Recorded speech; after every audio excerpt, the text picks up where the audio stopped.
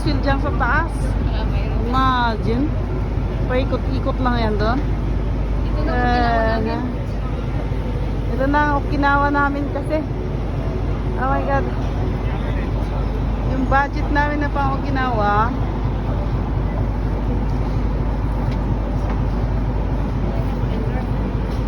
Oh, may darating pa. Ano may darating? Buwa, kapay ka na.